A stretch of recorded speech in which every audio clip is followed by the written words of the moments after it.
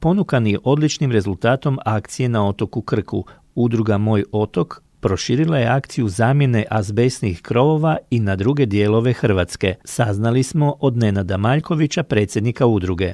Pa udruga Moj otok je jedina, mislim, u Hrvatskoj koja je pokrenula akcije kampanje zamjene azbestnih krovova, sada i fasada. Mi smo najprije krenuli sa Krkom i to nam je dalo jedan poticaj radi vrlo velikog uspjeha da krenemo dalje. Prošli smo Gorski kotar, pa smo Liburniju, Opatiju, Matulji i taj dio. Sada je grad Rijeka, a već smo odradili kod vas Vrbovec, sad će Dugo Selo, pa ide Velika Gorica, idemo najprije Zagrebačku županiju, a sad ćemo sam grad Zagreb, u pregovorima je Istarska županija gdje oni zajedno sa nama žele izaći sa tom akcijom. Mi smo htjeli da nam taj azbest što prije izađe iz životne okoline. Jednostavno iz razloga što je kancerogen.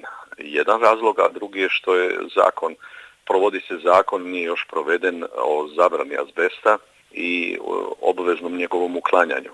Tako će se ovaj četvrtak i u Dugom Selu održati tribina na kojoj su pozvani svi oni koji imaju azbestne krovove, a žele ih zamijeniti. A o tome što će saznati, Nenad Maljković kaže.